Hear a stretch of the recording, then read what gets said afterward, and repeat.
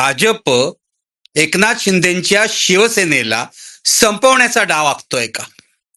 कारण यावेळच्या विधान परिषद निवडणुकीच्या निमित्ताने ज्या काही बातम्या येत आहेत त्या शिंदे यांच्या शिवसेनेच्या दृष्टीने चिंताजनक आहेत.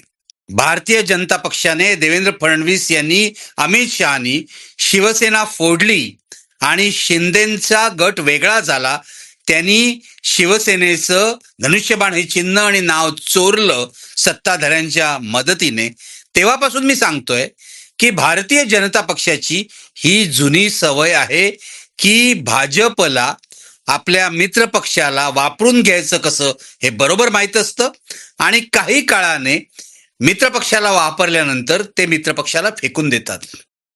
तेव्हा शिंदेची काही वेगळी गत होणार नाही, कारण इतिहास याला साक्षी आहे की यांनी गोव्यात हे केलं, यांनी बिहारमध्ये हे केलं, यांनी इतरत्र हे केलं.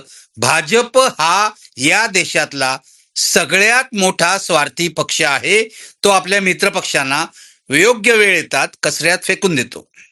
की भारतीय जनता पक्ष शिंदे यांच्या पक्षाला, शिंदे यांच्या सेनेला संपवणार आहे का?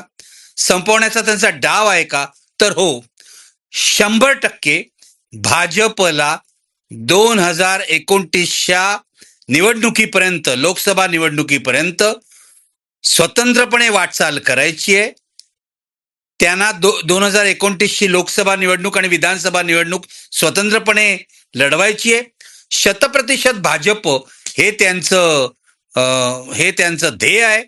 त्यामुळे एकनाथ शिंदे यांच्या पक्षाला तोपर्यंत अडगळीत टाकायचं, कचऱ्यात टाकायचं, जवळजवळ संपवायचं, हा भाजपचा बेत आहे. यामध्ये काहीही लपलेलं नाहीये.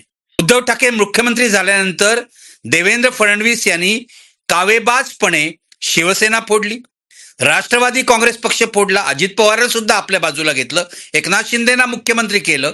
हे जरी खरं असलं तरी त्यांनी कावेबाजपणे हे केलं, हेही तेवढंच खरं आहे. आज काय झालंय बघा. आज अजित पवार आपल्यात नाही आहेत, त्यांचा मृत्यू झालाय. तो मृत्यू संशयास्पद आहे, पण अजित पवारांच्या मृत्यूचा 100% फायदा भारतीय जनता पक्षाने घेतलेला आहे. लक्षात घ्या, अजित पवारांकडे अर्थ खातं होतं, पण फडणवीस यांनी अजित पवारांनंतर सुनेत्रा पवार यांना अर्थ खातं अजिबात दिलं नाही.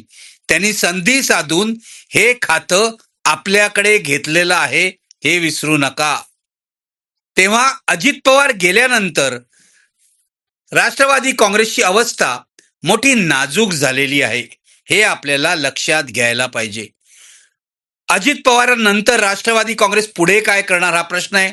पण एकूण जे प्रकार चालले आहेत राष्ट्रवादी काँग्रेसमध्ये, राष्ट्रवादी काँग्रेस अजित पवारांच्या पक्षामध्ये, शरद पवारांच्या पक्षाची तर वेगळीच अवस्था आहे. शरद पवारांचा पक्ष पूर्णपणे गलितगात्र झालाय. एक एक करून नेते सोडून भाजपमध्ये चाललेले आहेत. अजून जे खासदार आहेत त्यामध्ये फूट पडलेले नाहीत, ते गेले नाहीत भाजपमध्ये, पण कोणत्याही क्षणी ते भाजपमध्ये जातील अशी अवस्था आहे. दुसऱ्या बाजूला उद्धव ठाकरेंच्या शिवसेनेची अवस्था सुद्धा फारशी चांगली नाही आहे, हे लक्षात घ्या. म्हणजे शिवसेनेत आणि राष्ट्रवादी काँग्रेसमध्ये फूट पाडून त्यांच्यातला अर्धा जो भाग होता तो भाजपने जवळजवळ गलितगात्र केला. अजित पवारांच्या मृत्यूनंतर त्यांचा पक्षही गोंधळात सापडलेला आहे. भवितव्य त्याला काही दिसत नाही. त्यामुळे भाजपचा आदेश ऐकण्याशिवाय त्यांच्या पुढे पर्याय नाहीये. म्हणून मी म्हटलं, शिंदेना का टार्गेट करताय भाजप, तर त्याचं कारण हे आहे की आता शरद पवारांचा पक्ष कमकुवत झालेला आहे, उद्धव ठाकरेंचा पक्ष कमकुवत झालेला आहे. अजित पवारांच्या मृत्यूनंतर त्यांच्या पक्षालाही काही फारसं भवितव्य उरलेलं नाहीये. भाजपच्या दृष्टीने ही त्यांच्या पथ्यावर पडणारी घटना आहे. त्यानंतर आता फक्त टार्गेट आहे ते एकनाथ शिंदे.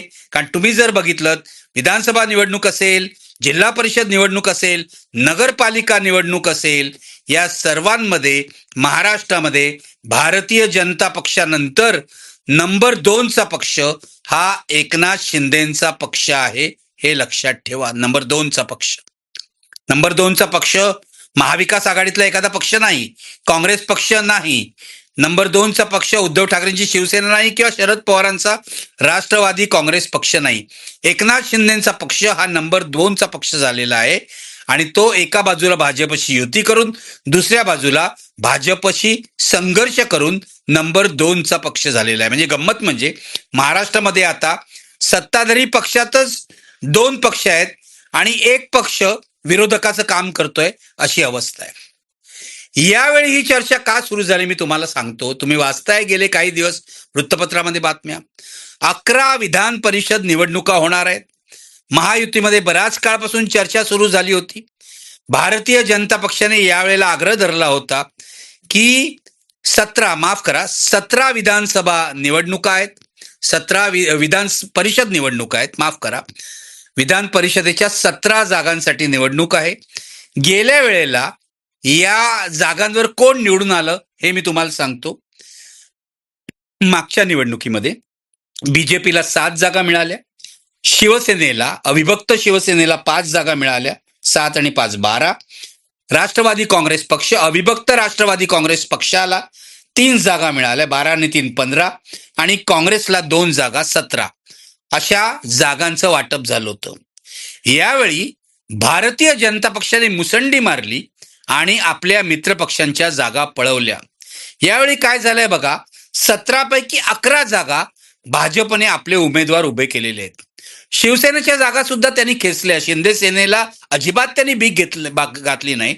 शिंदे जाऊन आले पुन्हा एकदा दिल्लीला, अमित शहाची मनधरणी केली. अमित शहानी त्यांना पुन्हा मुंबईत पाठवून दिलं आणि देवेंद्र फडणवीस निर्णय घेतील असं सांगितलं.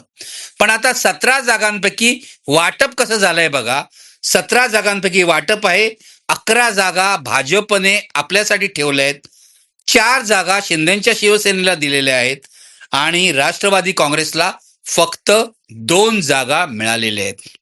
मित्रहो, जी ठिणगी पडली आहे यावेळेला, ही भांडणं पूर्वी सुद्धा झाली होती. मी तुम्हाला सतत सांगतोय, लोकसभेला महायुतीमध्ये जागा वाटपावरून वाद झाले होते. शिंदेचा जो आग्रह होता तेवढ्या जागा मिळालेल्या नाहीत. शेवटी 1-1, 2-2 जागा करत शिंदेनी आपलं टार्गेट गाठलं. विधानसभेलाही आधी शिंदेना जागा द्यायला भाजप तयार नव्हता, त्यांनी त्या मिळवल्या. अगदी महापालिका आणि नगरपालिका निवडणुकीतही शिंदेच्या पक्षासोबत भाजपने तंटा निर्माण केला. त्यांना फारशी किंमत दिली नाही, पण शिंदेनी तिथेही संघर्ष केला. यावेळेला भाजपने 11 जागा गिळल्या आहेत, शिंदेना फक्त 4 जागा ठेवलेल्या आहेत. आणि सगळ्यात महत्वाची गोष्ट, राष्ट्रवादीला 2 जागा ठेवलेल्या आहेत. राष्ट्रवादी त्या 2 जागांवर रडत बसलेला आहे. पण सगळ्यात महत्वाची गोष्ट म्हणजे इतकी वर्ष औरंगाबाद जालना विधान परिषदेची जागा, स्थानिक स्वराज्य संस्थातून निवडून येणारी ही जागा शिवसेनेच्या ताब्यात होती. ती जागा यावेळेला आपल्याकडे घेतली आहे भाजपने.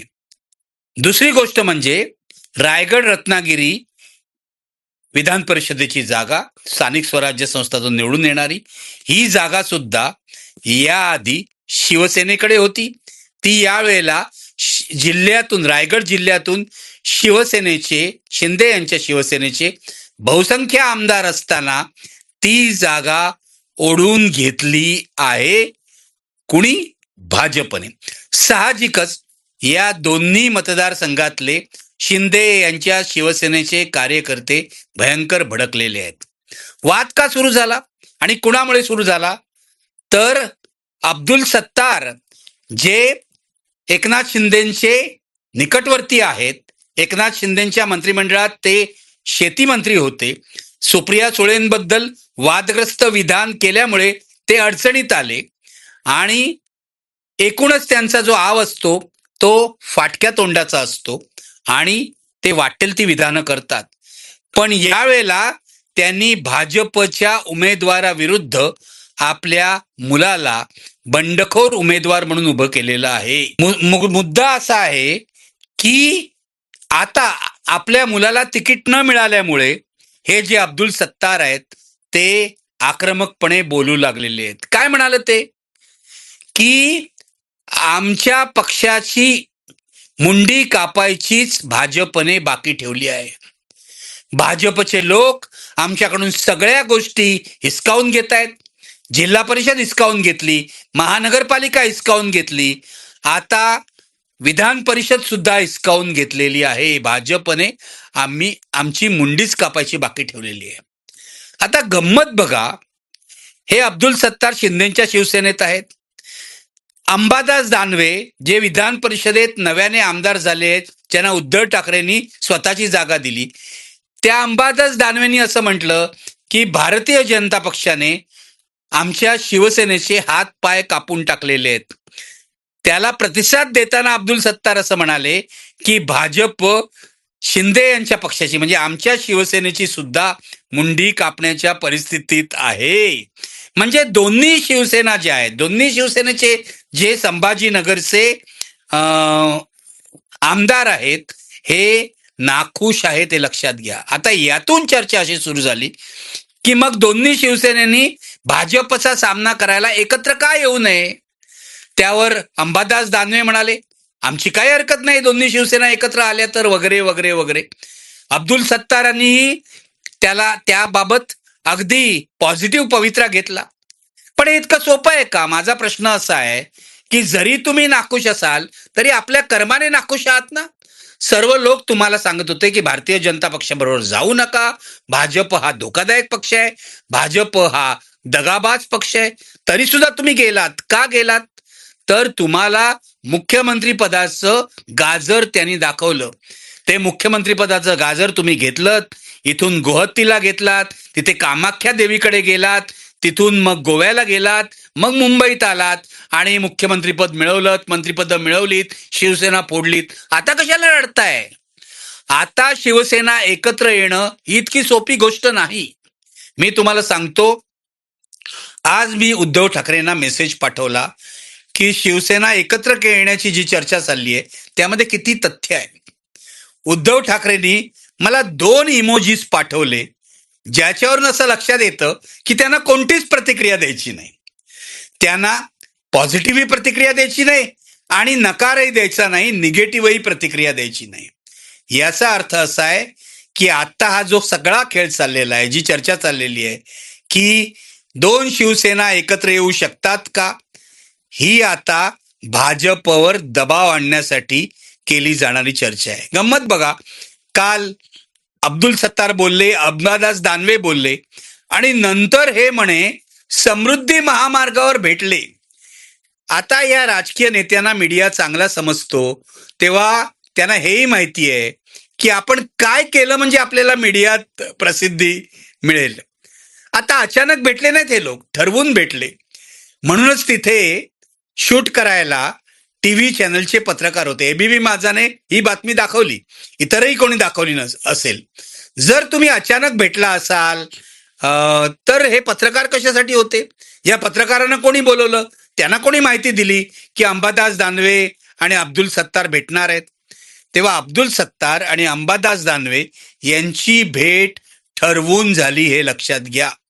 पूर्णपणे त्यांची भेट ठरवून झाली आणि असा संदेश द्यायला झाली की भारतीय जनता पक्षाने अधिक दादागिरी केली तर दोन्ही शिवसेना एकत्र येऊ शकतात. यावर संजय राऊत यांनी प्रतिक्रिया दिली आहे. काय म्हणाले संजय राऊत तुम्हाला माहिती आहे? संजय राऊत असं म्हणाले आज सकाळी की जर या शिंदे सेनेच्या लोकांना पश्चाताप झाला असेल आणि त्यांना जर असं वाटत असेल की भारतीय जनता पक्षाबरोबर संसार करणं आता अवघड आहे, तर त्यांनी मातोश्रीवर यावं आणि उद्धव ठाकरेंची माफी मागावी आणि मग या विषयावर चर्चा होऊ शकते. म्हणजे अजूनही उद्धव ठाकरे नमतं घ्यायला तयार नाहीत. संजय राऊत यांनी स्पष्ट संकेत दिलेले आहेत. अंबादास दानवे काय बोलायचं ते बोलो. अंबादास दानवेंनी जे राजकारण केलं या अब्दुल सत्तार यांच्या भेटीचं, ते अर्थातच उद्धव ठाकरे यांच्या संमतीनेच झालं असणार.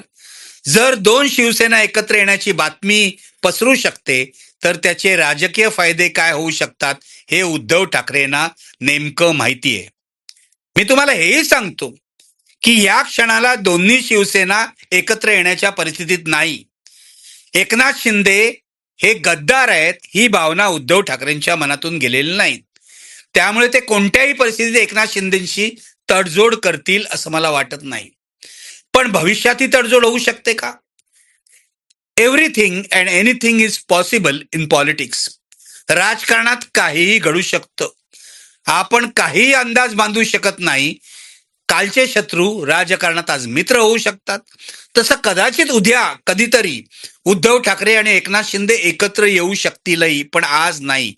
जोपर्यंत एकनाथ शिंदे भारतीय जनता पक्षाबरोबर सत्तेत आहेत तोपर्यंत दोन शिवसेना एकत्र येणं केवळ अशक्य आहे. आता एकनाथ शिंदे यांच्या पुढे हा प्रश्न निर्माण झालाय आणि अब्दुल सत्तारनी ही भावना व्यक्त केली आहे. याचं कारण आता एकनाथ शिंदेच्या शिवसेनेपुढे हळूहळू अस्तित्वाचा प्रश्न निर्माण होतोय. दरवेळेला भारतीय जनता पक्ष त्यांच्या जागा कापतंय, त्यांचा अपमान करतंय, त्यांच्या सन्मानाला ठेच पोचवतंय. अलीकडेच तुम्हाला माहिती आहे सातारा जिल्हा परिषदेच्या अध्यक्षाच्या निवडीच्या वेळी केवढा संघर्ष झाला. पोलीस आणून शिंदे आणि अजित पवारांच्या राष्ट्रवादीच्या लोकांना, राष्ट्रवादी काँग्रेसच्या लोकप्रतिनिधींना रोखण्यात आलं. पोलिसांचा वापर भाजपने केला असा आरोप शिंदे सेनेने केलेला आहे. तिथे शिंदे सेनेच्या मंत्र्यांना सुद्धा पोलिसी बळाचा सामना करावा लागला. पोलिसांनी त्यांना सुद्धा लाठ्या काठ्या दाखवल्या हे लक्षात घ्या. ही सगळी चर्चा मी काही नवीन सांगत नाही. ही सगळी चर्चा विधानसभेत झालेली आहे हे लक्षात घ्या. म्हणजे जो भाजप आपल्याच मंत्र्यांविरुद्ध पोलीस वापरू शकतो तो भाजप आपल्या पुढचा अडथळा दूर करण्यासाठी काही करू शकतो. अजित पवारांचा मी मगाशी म्हटल्याप्रमाणे मृत्यू कसा झाला याविषयी अजूनही संशय आहे. अजित पवारांचा काटा कुणी काढला का हा प्रश्न माझ्या मनात वारंवार येतो. अजित पवारांचा काटा काढण्यासाठी प्रफुल्ल पटेल आणि सुनील तटकरेंचा वापर झाला का? यामागे भाजपचा काही हात होता का हे आपल्याला आज समजू शकत नाही, कारण या प्रकरणाची निष्पक्ष चौकशी अजूनही झालेली नाही. भाजप ती कधीही करणार नाही, कारण सत्य बाहेर यावं असं देवेंद्र फडणवीस, अमित शहा आणि नरेंद्र मोदींना वाटत नाही. उलट अजित पवारांच्या मृत्यूचा फायदा भाजप घेत आहे. आता पार्थ पवार आहेत. सुनेत्रा पवारांना राजकारणाचा फारसा अनुभव नाही. पार्थ पवार यांनी यावेळेला काय केलं बघा, त्यांनी राष्ट्रवादीचं दुकानच मांडलं. पुण्यामध्ये विक्रम काकडे, जे संजय काकडे पुण्यातले माजी खासदार, देवेंद्र फडणवीस यांचे निकटवर्तीय आणि एकदम ज्याला झोलदार म्हणतात असे एक बिल्डर राजकारणी संजय काकडे यांना गळाला लावलं. संजय काकडे राष्ट्रवादी काँग्रेसमध्ये आले आणि त्यांच्या मुलाला विक्रम तावडेला पार्थ पवारांनी तिकीट दिलं. हा सरळ सरळ पैशाचा व्यवहार आहे हे शेंबडं पोरही सांगू शकेल. सरळ सरळ पैशाचा व्यवहार आहे. देवेंद्र फडणवीसाचा निकटवर्ती असलेला बिल्डर संजय काकडे राष्ट्रवादी काँग्रेस अजित पवारांच्या गटात येतो आणि आपल्या मुलाला तिकीट देतो. याचा अर्थ काय होतो? याचा अर्थ असा होतो की देवेंद्र फडणवीस यांनी संजय काकडेंना सांगितलं की तुम्ही राष्ट्रवादी काँग्रेसमध्ये जा, तुमच्या मुलाला तिथून तिकीट मिळवा आणि पार्थ पवारला पुरेसा मलिदा द्या, तो खुश होईल. पार्थ पवार यांनी राष्ट्रवादी काँग्रेसचं दुकान मांडलंय असा आरोप त्यांचेच अनुभवी कार्यकर्ते करतायत. त्यांचेच कार्यकर्ते नाराज आहेत पुण्यातले अशा प्रकारे संजय काकडेंच्या मुलाला तिकीट दिल्यामुळे. हा व्यवहार सुरू आहे. पूर्णपणे आता अजित पवारांचा पक्ष देवेंद्र फडणवीस यांच्या मुठीत आलेला आहे हे लक्षात घ्या. म्हणूनच शिंदेपुढे धोका आहे. यापुढे काय होणार आहे? शिंदेचा एक एक जो प्लस पॉइंट आहे तो कमी करण्याचा प्रयत्न भारतीय जनता पक्ष करणार आहे. शिंदेची लोकप्रियता का वाढली? शिंदेंनी निवडणुकीच्या राजकारणात उद्धव ठाकरेंवर कशाच्या जोरावर मात केली? माझ्या मते दोन मुद्दे आहेत. एक म्हणजे पैसा आणि दुसरा मुद्दा म्हणजे शिंदेचा लोकसंपर्क. लोकसंपर्क आणि पैसा या जीवावर शिंदेनी मात केलेली आहे. तेव्हा याच मुळावर घाव घालण्याचा प्रयत्न भारतीय जनता पक्ष करणार आहे. आज ठाण्यामध्ये काय झालं बघा. रवींद्र फाटक यांना उमेदवारी मिळाली. ते शिंदेच्या सेनेचे आहेत. तिथले भाजपचे कार्यकर्ते उघडपणे त्यांच्या विरुद्ध बोलतायत. नेहमी सांगितलं जातं भाजपमध्ये शिस्त आहे, शिस्त आहे. कार्यकर्ते काय करणार नाहीत, पण रवींद्र फाटक आणि शिंदे, एकनाथ शिंदे यांना बदनाम करून सोडतील. कारण हे तिकीट भाजपला मिळालं नाहीये. शिंदे काही ठाणा सोडायला तयार नाहीयेत. नाशिकमध्ये तीच अवस्था आहे. मी मगाशी सांगितलं तुम्हाला संभाजीनगरला काय झालं त्याची कहाणी सांगितली. रायगडला काय झालं बघा. रायगडला शिवसेनेची जागा होती, त्यांना डावलून सुनील तटकरेंच्या मुलाला तिकीट देण्यात आलं. तिथे आता बंडखोरी केलेली आहे. रायगडमध्ये उभे आहेत शिंदेचेच कार्यकर्ते. तिथे शिंदेचे आमदार आहेत, त्यांच्या मुलीनेच बंडखोरी केलेली आहे. अशी अवस्था आहे. अशा प्रकारे शिंदे यांची सेना आणि भाजपचा संघर्ष पुढच्या लोकसभा विधानसभा निवडणुकीपर्यंत चालू राहील. यामध्ये शिंदे भाजपवर मात करू शकतात का, भाजपला तोंड देऊ शकतात का, हा खरा महत्वाचा प्रश्न आहे. ते तोंड देऊ शकले, पैशाला पैशाने उत्तर देऊ शकले, कार्यकर्त्यांना खुश ठेवू शकले तर ते टिकून राहतील. नाहीतर शिंदे यांच्या शिवसेनेचं भवितव्य सुद्धा अंधारलेलं असेल. हे माझ्याकडून तुम्ही लिहून घ्या. आता अडचणीत आल्यावर जर शिंदे उद्धव ठाकरेंकडे गेले की दोन्ही शिवसेना एकत्र करूया, तर उद्धव ठाकरे त्यांना कशासाठी प्रतिसाद देतील. उद्धव ठाकरे यांचं म्हणणं आहे की माझीच शिवसेना मूळ आहे आणि जे खरं आहे, सुप्रीम कोर्टामधला हा खटला प्रलंबित राहिला नसला आणि सुप्रीम कोर्ट सत्ताधाऱ्यांच्या दबावाखाली आलं नसतं तर उद्धव ठाकरेंना त्यांचं नाव शिवसेना आणि धनुष्यबाण हे चिन्ह परत मिळालं नसतं. केवळ सत्ताधाऱ्यांच्या, दिल्लीतल्या सत्ताधाऱ्यांच्या आणि सुप्रीम कोर्टाच्या कृपेमुळे शिंदे यांची सत्ता टिकलेली आहे.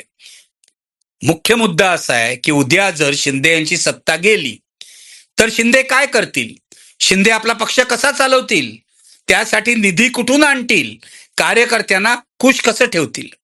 पण आज तरी 2026 मध्ये शिंदे यांच्या पुढे हे प्रश्न नाहीत. शिंदे जसजसा प्रश्न येतो तसतसा तो सोडवतात. कधी संजय शिरसाट भडकतात आणि भाजप विरुद्ध बोलतात, कधी अब्दुल सत्तार भडकतात, भाजप विरुद्ध बोलतात, मग शिंदे त्यांना शांत करतात. आता बघा, या विधान परिषद निवडणुकीचा विड्रॉल करण्याचा जी तारीख आहे, अर्ज मागे घेण्याची जी तारीख आहे ती 4 जून आहे. 4 जून पर्यंत अब्दुल सत्तारही शांत होतील आणि शिंदेचे सगळे कार्यकर्ते शांत होतील. कारण शिंदेना हे माहिती आहे, यावेळेला भाजपला दुखावणं म्हणजे अमित शहाना दुखावणं ते आपल्याला परवडणार नाही. पण शेवटी पुन्हा एकदा सांगतो ही तात्पुरती तडजोड आहे. शिंदेची शक्ती कमी कमी करत न्यायची आणि शिंदेची शिवसेना जी आहे तिला इतकं कोंडीत पकडायचं की त्यांची गरजच आपल्याला राहू नये, हा भाजपचा डाव आहे. आणि पुढच्या 3 वर्षात 2029 पर्यंत हा डाव यशस्वी करण्याचा भाजपचा प्रयत्न राहील. तेव्हा एकनाथ शिंदे, तुम्ही मुख्यमंत्रीपद अनुभवलत, मजा केलीत, गोहतीला गेलात, नाचलात, तुमचे आमदार नाचले. आता तुमच्या कसोटीची वेळ आहे. आता तुम्ही तुमची शिवसेना कशी वाचवणार हे बघा. नाहीतर अब्दुल सत्तार म्हणतात ते खरंच होईल की आमचं मुंडकं सुद्धा कापून नेतील, काहीच शिल्लक ठेवणार नाहीत. भाजप हा रुथलेस, अत्यंत कठोर असा पक्ष आहे. स्वतःच्या स्वार्थासाठी स्वतःच्या मित्रांचे बळी द्यायला तो मागे पुढे पाहत नाही. तसाच शिंदेंचाही बळी दिला जाईल.